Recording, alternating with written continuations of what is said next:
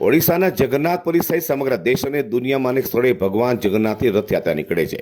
સુરતમાં પણ 7 સ્થળોએથી જગતના નાથની નગર યાત્રા નીકળી હતી। લાખો ભક્તોને ભગવાનને દર્શન આપ્યા હતા।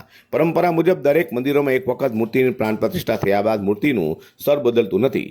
બપોરે દર્શન માટે મંદિરમાં જવાનું હોય છે, પરંતુ એક માત્ર ભગવાન જગન્નાથ દર વર્ષે અષાઢી બીજના દિવસે નગર યાત્રાએ નીકળીને લાખો ભક્તોના ઘરે જઈને દર્શન આપે છે। આ રથયાત્રા લગભગ 17 કિલોમીટર જેટલા અંતરની છે, જે સુરત સ્ટેશનથી બપોરે 3 કલાકે શરૂ થઈ જહાંગીરપુરા રાત્રે 9 વાગ્યા સુધીમાં પહોંચશે। ઇસ્કોન મંદિર વરાછા દ્વારા પણ 7 થી 8 કિલોમીટરના એરિયામાં રથયાત્રાનું આયોજન કરાયું છે અને વરાછા મિની બજાર સરદાર સ્ટેચ્યુ પાસેથી શરૂઆત કરીને ઉત્તરાયણ મોટા વરાછા સરથાણા નિઝર પાર્ક ખાતે સમાપન થશે। આનંદ સાથે કહું છું કે એક જમાનો હતો કે જ્યારે રથયાત્રા હોય ત્યારે વાતાવરણ સંવેદનશીલ થતું હતું।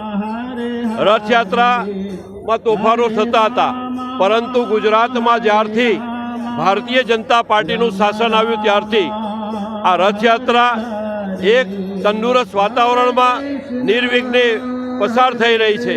તે માટે જે પરંપરા આદરણીય નરેન્દ્રભાઈ મોદી સાહેબ ગુજરાતમાં શરૂ કરી છે, એમને અભિનંદન આપું છું। મુખ્યત્વે પૂરા ભારત વર્ષમાં આજે અનેક જગ્યાઓ ઉપર ભગવાન જગન્નાથની યાત્રા નીકળે છે।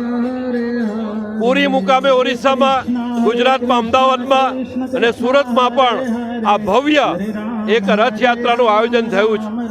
આપણે આપણા સાંસ્કૃતિકમાં, પુરાણોત્તકમાં, આપણી સનાતન ધર્મમાં ભગવાન કૃષ્ણ જ્યારે નગર ચર્ચામાં નીકળાતા એ જ વર્ષોની પરંપરા આજે ફરીથી એક વખત ભગવાન કૃષ્ણ, બલરામ, સુભદ્રા આપણા નગરમાં નગર યાત્રા, નગર ચર્ચા માટે નીકળે છે।